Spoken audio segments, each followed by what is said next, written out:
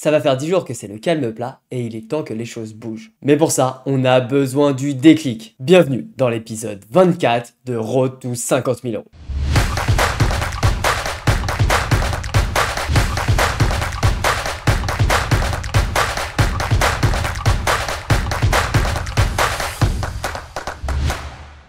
Salut, c'est Lucho et on se retrouve lors du jour 33 de ce challenge avec 2336 euros de bankroll. Après même pas un quart d'heure, on joue une x5, mais malheureusement, après un bluff qui passe pas et qui nous coûte pas mal de jetons, on perd As-6 contre As-3. C'est dommage de commencer la journée comme ça, surtout que cette première session va juste être catastrophique. On va perdre 455 euros sans jouer aucune autre grosse table et évidemment avec un run horrible. On y retourne donc pour la deuxième session de la journée avec seulement 1881 euros de bankroll. Et c'est après une bonne demi-heure qu'on joue enfin une nouvelle x5. C'est une table très intéressante, tu vas voir comment la dynamique de la table peut changer les stratégies. La première main intéressante de la partie, c'est 8 et 7 off. Bouton limp, je complète et bébé check back. Le flop vient roi valet 3 et tout le monde check back. Alors à la turn sur le 6, j'essaye de voler le pot avec un bet 1,5, mais les deux joueurs call et river on touche un 8. On a troisième paire, c'est pas fameux, il y a clairement aucune value à prendre, alors je check et Mike bet 6 bébé. Pour moi, il y a assez peu de nuts dans sa range et pour autant, il y a énormément de draws qui ont miss. Alors c'est parti. Allez, je catch. Le petit catch qui passe sur la x5, ça fait plaisir en multi-way. Puis j'élimine main suivante avec roi 6 qui fait brelan contre as valet, ce qui nous permet d'être en heads up contre Anto, qui franchement est plutôt très chaud dans cette partie. Et c'est après quelques mains que je limp as 3 off. Il check back et vient ce flop as 6-6. Je t'ai parlé de dynamique juste avant le début de la partie, alors je te laisse avec mon thinking à chaud. Il y a quand même une dina où le mec flotte large. En plus, il peut être, je pense, assez aggro, donc je vais bet. Je suis très content de bet ici. Ouais, je pense qu'il peut vraiment partir en steak. Alors oui, bien sûr, de temps en temps, il a le 6. Mais évidemment, on va le laisser partir en steak. 8 et 7. Magnifique. Ah, ça fait plaisir. Oui, elle fait plaisir cette partie, mais surtout elle fait du bien à la bankroll qui a sacrément souffert aujourd'hui. Mais on a encore une chance de sauver les meubles, car 30 minutes plus tard, on va enchaîner 2 x 5 à la suite. Sur la première, j'open valet 6 off en BBB contre un joueur récréatif. Il call, je 6 bet une bébé sur roi 8-4. À nouveau, il call, tombe le 3 de trèfle qui change strictement rien, donc je continue l'agression. On va mettre un demi et 3 barrels ici. Allez, on y est, let's go.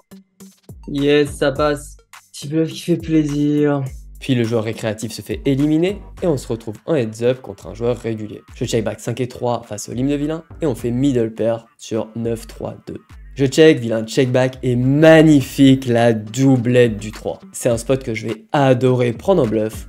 Alors j'overbet 3 bébés avec mon brelan. Il call et tombe le 6 river.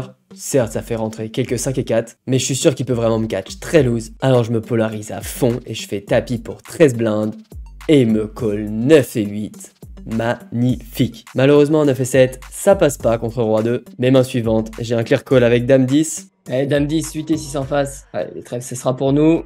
Yes, 100%. Elle fait plaisir, on va essayer de choper l'autre maintenant. Et oui, il faut bien rester concentré parce qu'on est en heads up contre un joueur pastillé dégène. Je touche troisième paire avec dame 3 sur un pot limpé et vilain bet une bébé. Call une fois. Call deux fois. Pas du mal à le croire s'il 3 barrels parce que vraiment ici une value 1 6 genre. Il a vraiment l'air très bizarre. Je call, tranquille. Et flush, ok. Dommage, il a hit notre river. Maintenant on est bien short et on va enchaîner les coups pré-flop. Roi 6 fait brelan contre As5, puis je push As valet face à son limp, il me call dame 10 et je fais le beau valet del flop qui tient jusqu'au bout. Puis on se retrouve un peu plus tard dans la partie avec 5 et 3 sur un board, tu vas le voir, un peu spécial. Je pense qu'il peut vraiment être chaud sur ce type de board, du coup je le vois assez tranquille. Un 4 il bet toujours, on va tenter. Je ne crois pas. Bon là on a un push, hein. Là où il fold de temps en temps. Oh, il a fait le 9, c'est incroyable. Il restait un seul 9 dans le paquet, évidemment, il l'avait.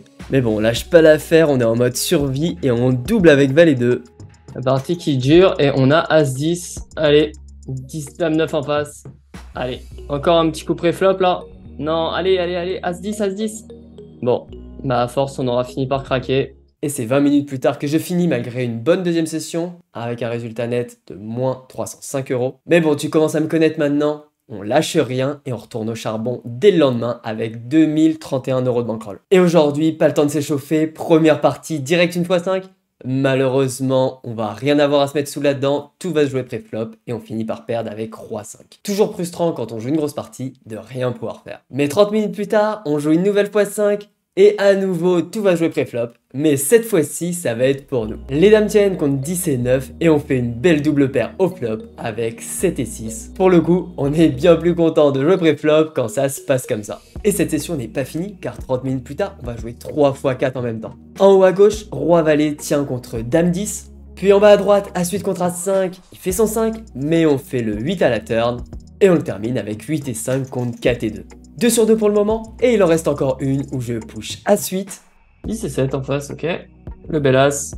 Le bel as, le bel as qui fait plaisir à la bankroll. Et oui, ça fait plaisir à la bankroll, et on finit cette première session de la journée à plus 300 €. On a déjà compensé les petites pertes de la veille. Alors on lance la deuxième session ultra motivée, mais malheureusement c'est un peu compliqué. On joue une première x 5 sur laquelle on rentre 5-5 dans dame-dame. Et pour avoir un peu plus d'action, il faut attendre la fin de journée, qui finit comme elle l'a commencé avec une nouvelle x 5 sur laquelle on va avoir des spots intéressants, alors reste attentif. Et très vite dans la partie, on se retrouve en heads up 25-10. J'ai As7 de cœur, alors j'ISO 3x face au lim de vilain. Il call et on touche une weak pair plus flush draw que je décide de jouer en check. Il bet un tiers, alors je call. Et les choses deviennent un peu particulières sur cette doublette du 9.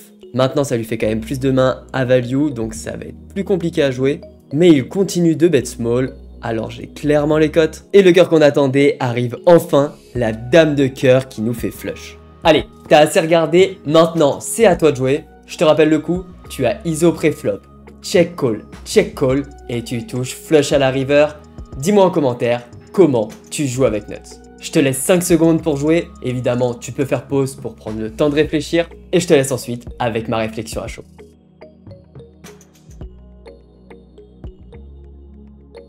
Elle est très très belle, en plus il y a des straights qui rentrent. J'ai vraiment un bon jam ici, après il a quelques folds, mais je pense qu'il faut toujours jam parce qu'il y a des straights qui rentrent, il y a des trips. Et si on check, il peut vraiment trop check back. Il call. Dame 7. Waouh. On appelle ça ne pas me croire. Contre lui, je crois que j'ai envie de faire ça. Hein. Allez, jusqu'au bout. On le on jusqu'au bout. Aïe, allez, un As-4, une dame. Terrible, ça veut pas. Ah, c'était trop beau pour être vrai, mais au moins ça nous permet de jouer un nouveau spot intéressant avec paire de 6. Je lim pré-flop, je le sens bien chaud, alors ça me va très bien de trap. Malheureusement, il check back et tombe un flop pas super. Roi 9-2. Mais bon, je vais être une bébé, je suis très content de deny des 2 overcards à ma paire. Cette fois-ci, il call et tombe la doublette du 9. Vu le profil, je pense qu'il est vraiment chaud et il a beaucoup flotté au flop et je pense qu'il va beaucoup bluff river, donc elle est magnifique. Il pourrait jouer tout à l'heure, de toute façon il m'a call dame 7 là sur le pot de tout à l'heure, enfin il n'y a pas de doute ici, c'est que all-in. Allez, il peut bloquer plein de 9, plein de rois et tout, il foldera jamais un roi 8. C'est cadeau. Encore une belle value qui fait plaisir. Et ensuite on enchaîne plein de petits pots où on grappille vilain petit à petit jusqu'à tomber 3 dips. Dame valet, allez, 7 et 5 en face, la petite dame, 100% avec ce valet. Nickel. Une dernière victoire qui fait plaisir pour finir cette journée à 255 € de bénéfice. On est toujours à l'équilibre sur ces 2 journées et le déclic tant attendu n'est toujours pas arrivé. Alors évidemment, on s'arrête pas là et on passe tout de suite au jour 35 pour une 3e journée. On a 2286 € pour commencer la journée et après 20 minutes, on joue la première x 5. On commence très fort la partie avec les rois qui tiennent contre As4, mais malheureusement on a beaucoup moins de réussite dans le heads up. Je perds As8 contre 10 et 9, et malgré ce double up avec Roi 9 contre Roi 7, derrière je push Roi 2 dans As Valet, et il me termine avec C Valet contre Valet 2. On a vraiment pas eu de réussite sur le heads up, mais bon, c'est pas grave, 10 minutes plus tard, une nouvelle opportunité. La première main intéressante de la partie, c'est 8 et 6 off. Je défends ma big blind face à l'open de bouton, mais on rate totalement le board. Heureusement, il check back et nous laisse toucher une petite paire avec le 8 de trèfle. Je décide de bet ultra small pour value des gutshots et des as et être certain de le caper pour catch river. Il call et tombe le 3 de trèfle qui est clairement pas la meilleure, mais quand il bet 4 bébés, je trouve que j'ai un bon catch ici. Pour moi, il y a des As-Dame, As-10, plein de gutshots, des trucs comme ça. Il va pas forcément prendre les top pairs. Nickel, nickel, nickel. Fait plaisir. Bonne petite lecture là. Quelques mains plus tard, Roi 10 off, c'est un call. Allez. Il fait direct son 5 là, ça va être mort de chez mort. pas de chance ce flip, mais quelques mains plus tard, on a les barbus. Tombe dans les vallées, nickel. Allez, encore. Hold jusqu'au bout, c'est bon, ça fait plaisir. Un bon stack maintenant. Puis on se retrouve sur un spot assez particulier avec 7 et 5 off. Bouton fait all-in avec une bébé. Du coup, je complète, j'ai des très bonnes cotes pour voir un flop. Bébé check back, malheureusement on rate complètement le board, ce serait une grosse erreur d'essayer de voler le pot ici, car même si bébé fold, il y a toujours bouton qui aura très souvent une meilleure main que nous. Donc je check, bébé check back, et on fait un 5 à la turn. Je décide de bet une bébé, même si franchement c'est un peu close, il call, et la chance est avec nous, on touche double paire. Comme on l'a dit, c'est un board un peu particulier, si je mets un gros parpaing, il va avoir du mal à call. Alors je fais un sizing pour qu'il puisse call par curiosité, et il me call valet 2, c'est très loose au vu de la situation. On remporte donc ce pot qui fait plaisir, et on se retrouve un peu plus tard en heads up avec As5. Sur la x5, on est parti, As5. Allez, oui le 5, énorme. C'est 100% à la turn, magnifique. Magnifique, ça va faire du bien ça. Ça fait du bien à la bankroll. Oui, ça fait du bien à la bankroll, car ça permet tout simplement de passer légèrement up sur la session. Et on va essayer de continuer sur cette dynamique 10 minutes plus tard, sur un mec qui est juste complètement fou. Mais ça, je le sais pas encore au moment où je push As-2. As-2 contre valet 3, la vache. Elle a un 5. Oui, l'As. Ah, ça va 2 secondes. Waouh, il a failli me faire tilt le bonhomme. Mais bon, maintenant, ça y est, il est pastillé et ça va totalement changer les stratégies pour la suite. J'open As-3, il me snap push, évidemment, c'est un call. Allez, As-3 contre As-4. Il s'est chauffé, il refait le 4. Allez, un 3 ou un roi. Oui, le roi, allez. Non, pas la straight. Allez, faux espoir, quoi. En tout cas, il est bien chaud, hein. Le bonhomme, par rapport à comment on a joué au début de partie, j'ai vraiment changé pas mal de choses contre lui. Ok, là, on a un bon call. Let's go. Allez, faut tenir. Non, mais c'est pas possible. Un 9, un 10. Oui. Oh, elle est belle. Et du coup, on se rapproche bien là. On se rapproche bien des 2005. Et pour jouer à 50 €. Mais lui, en tout cas, il est complètement fou. Et oui, je te rappelle que mon objectif depuis quelques jours, c'est d'atteindre la barre des 2500 € pour recommencer à lancer des twisters 50 €. Et on n'en est plus très loin car à la fin de la première session, on est à 2316 €. Mais la deuxième session commence avec 45 minutes où il se passe vraiment rien. Et quand vient la première x5, on rentre As-6 dans As-7 qui fait flush. La bankroll n'a pas bougé depuis 1 heure et on attend toujours ce fameux déclic pour la faire avancer. Et enfin arrive le quart d'heure qu'on attendait depuis 10 jours maintenant et plus de 1500 games. Ça commence très fort en bas à droite avec un limp trap avec Dame-Dame. Ça tient, puis on a clairement un call avec As-Dame de cœur et on fait flush dès la turn.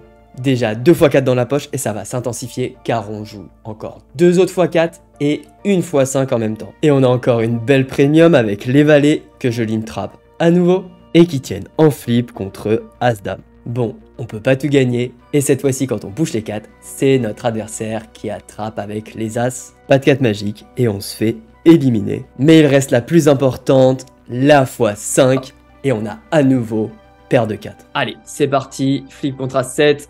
Il est important, celui-là. Il est très important pour le shot. Allez, hold. Il lui reste 0,25. Si on prend pas de remontada, on est bon. Il arrive quand même à doubler avec Roi-Valet. Mais j'ai confiance en mon 7 et 2. Oh, le beau 2.